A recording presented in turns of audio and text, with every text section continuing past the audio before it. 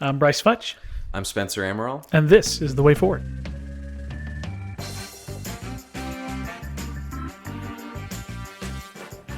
Welcome to Season 2 of The Way Forward podcast. I'm your host, Bryce Futch. If you're joining us this year, we have a new co-host, Spencer Amaral. Tony would tell you that we've traded up, but don't you believe it? Spencer has a lot to prove, and I'm sure he'll measure up. Anyway, this season we are going to be talking about human flourishing. So if you remember from last time, the goal of this podcast is to take big ideas and break them down into digestible bites and talk about why they matter locally here in North Georgia. So last season we talked about China. We dived into intellectual property theft, human rights abuses, China's relationship with Taiwan and global markets, etc., and really tried to bring that home here to North Georgia. So this time around, we're going to be talking about human flourishing. What does it mean to have a flourishing society? Is that even possible anymore? And how do we get there? But to start with, we want to introduce those of you that are new to us as hosts. And that way you can get to know us a little bit better and know why you should listen to us, if at all. Maybe you listen to these intros and say, I'm not coming back, and that's okay. But Hopefully also, not. Yeah, probably not. Probably not. We think we're pretty interesting. Also, this season, we are doing some video stuff, so we're not necessarily sure how that's going to get used yet. You might see full episodes, you might just see clips, but you'll at least get a little look behind the curtain at us, which they say is helpful, but if you have a face for radio like we do, then maybe it's not. But anyway, we're going to try it and see how it goes. So without further ado, I'm going to introduce you to Spencer Amaral. Father Spencer is the missioner at Incarnation Anglican Church here in Canton. By the time this podcast comes out, we will be meeting weekly on Sunday afternoons at 4 p.m. at Canton Methodist, right off exit 16. And we would love to have you come join us. So, Father Spencer, tell us a little bit about yourself. How did you come to Christ? How did you come to the Anglican Church? How did you end up here? Kind of give us the overview. How did I come to Christ? Well, thanks for letting me be a part of this, Bryce. Excited to be here. I love these conversations.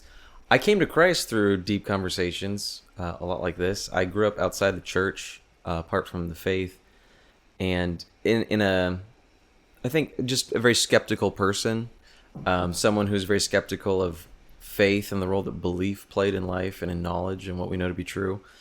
And actually, as my debate coach in high school, this started poking holes in how I saw the world and the things I took for granted.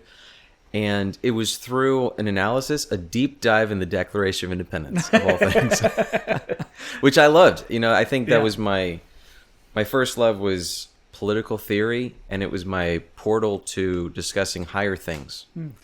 And so, you know, from a Christian perspective, that was my road to Damascus, and that's where God met me. And through asking big questions that really got at the heart of what do we mean when we talk about justice and freedom and human rights? And are these things real, or do we believe in them, right? Because they're actually invisible.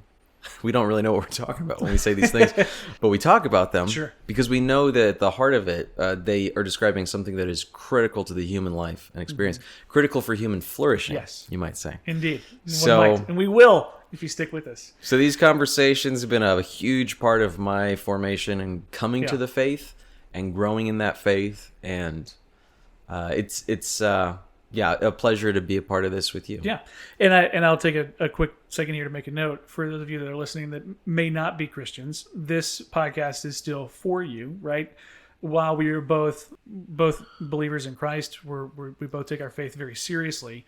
This podcast is not specifically applicable to people who are Christians. If you're not a Christian, you should know a little bit about Christianity. You should know a little bit about its influence on the world. Truth be told, is probably a little different than what you think it is in a positive way. And we're excited to dispel a few myths throughout this season. I think also just for the sheer numbers of Christians that are out there in the world today, if you're not a Christian, it's helpful to know kind of what we think and what we believe, and hearing it from the horse's mouth, so to speak, I think is a good thing. So this whole podcast will not be about faith and Christianity, but it will be interwoven throughout because that's what makes up the core of our worldview. And so we also want you to know that that's our background and where we're coming from, so that when you hear these things, you know the context for that. So I will say, I think we've reached a record amount of time that Spencer and I have been in a conversation about backgrounds that he has not mentioned his alma mater. So tell us where you went to school. Well, the great work that the Lord did in my life, my heart, near the end of high school, led to me wanting to pursue education, and like I'm starting to find answers to these questions that keep me up at night. I got to go do something about this. And the one place that I kept hearing great things about was this place in Michigan called Hillsdale College. Oh, yes. So I took a leap of faith and I said, God, if this is the road you want me to take, I'll take a step of faith. I'll apply there. It's the only place I applied to. I didn't know what it looked like, honestly. All I knew was the mission of the college, what it stood for, how independently minded they were, the fact that they were steeped in the classics, they didn't take government funding, all this stuff. That appealed to me where I was at the time, and it was the only place I applied to. And praise God, they accepted me. Yes. And it was there that I just grew tremendously in every way, academically, spiritually, just as a human being, seeing quality community, being part of a quality church. Met my wife there. Nice. Which really cemented it as the world's greatest school. Indeed. So met Bailey there, and we got married right after she graduated. And I beat her out by a couple years. And I was working at our church back in Michigan at the time. And then we went off to seminary in Dallas, Texas. And Which seminary in Dallas, Texas? Dallas Seminary, Dallas Theological. DTS, the one and only. Everyone I knew at the time that was encouraging me to consider seminary, that was the one that everyone was pointing to. It was the only thing on my radar. And I also knew that, I wasn't even thinking seminary until the very end of college. My plan was political journalism. And I think that it was, kind of the closing of that whole chapter where God used my love of politics to pull me into the faith, ironically. But then at a certain point, I realized what God has done in my heart has shown me, among many other things, politics is kind of a peripheral issue to the deeper issues, the fundamental choices that go on, and the battles people got to fight in their own lives. Yeah, and it always comes back to hearts and minds, right? Ordinary people doing ordinary things on a daily basis and doing them with a heart of love and sacrifice, loving God, loving neighbor. Absolutely. That's what really makes the difference. And I was convicted that the front lines in that battle was the church. And that was the institution where I needed to be. So thought I better study this Bible thing if I'm going to do that. Went off to seminary, and that got us on the road to church planting and Anglicanism and deeping into the historic church and all of that. So there were many twists and turns along the way, but I'm grateful for what God has done in it, growing our family. We've got 2 kids now, 2 little boys, and the 3rd on the way. That's exciting. And you've got some awesome news on that front as well. Yep. Since the last time we did this, we have a second baby, which is great. Baby Calvin was born back a couple weeks ago now and is happy and healthy, thanks to the Lord. A lot of my Christian friends think that Calvin came from John Calvin, the Calvin. Oh, of course, that's where everyone's mind is going. But my political friends will accept the nod to Calvin Coolidge, Silent Cal, who helped us avoid a massive downturn in the early 20s. So, anyway, many great Calvins out there, not just the John Calvin. But that's great. So I think this podcast then to me is a really natural fit for you because of that political background or whatever. And I will say for the record that I was accepted at Hillsdale and I turned them down. I said no. Anyway, I really was accepted, and I decided instead to level up, and I did Liberty Online. And making the greatest mistake of your life. Yes. It was a different path than I intended to take, but I'm very happy with where we are.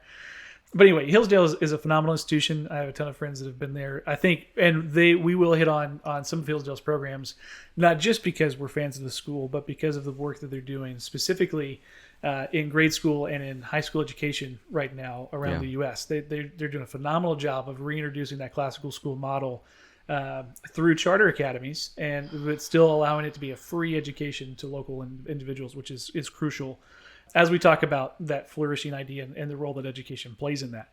So I think there's kind of 3 areas that we're going to look at over the course of this series.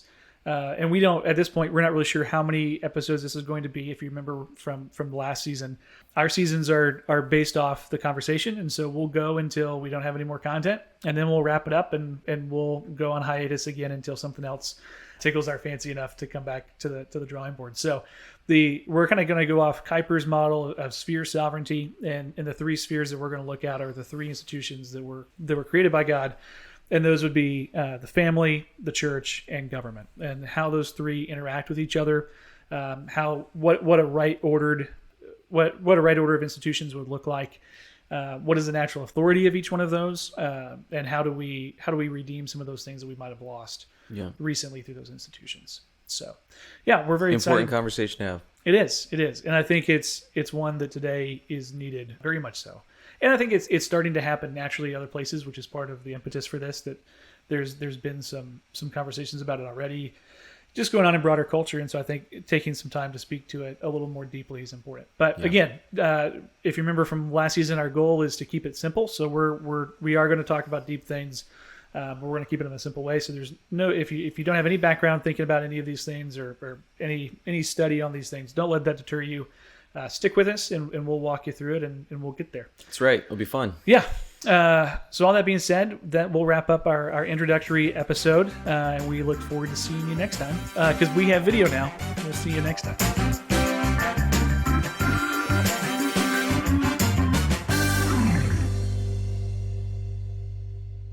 Hey everybody, this is Bryce Futch, host and creator of the Way Forward podcast, and I wanted to take a minute and tell you about our sponsor for Season 2, Stand for Georgia Values Political Action Committee. They exist to ensure that every vote in Georgia is an informed vote, providing clear, concise, and accurate information about the issues and candidates shaping our future. They do some incredible work finding phenomenal candidates at a local level throughout North Georgia, and then also doing some work across the state as well. But you can find out more information about them at standforgeorgiavaluespac.com. We're incredibly grateful to have them as a sponsor. Like I said, not only have they sponsored Season 2, but they're going to continue to sponsor the podcast moving forward. So hopefully you'll be getting some more regular content from us. Be on the lookout for that next month. We're very excited for what is to come on the way forward. Full disclosure, I do serve as their executive director of that organization and their partnered 501c3 Stand for Georgia Values Foundation. But thanks again to Stand for Georgia Values PAC for their sponsorship. Please check out their website and be involved with them so that they can continue to support the work that we do here at The Way Forward. Thanks for listening.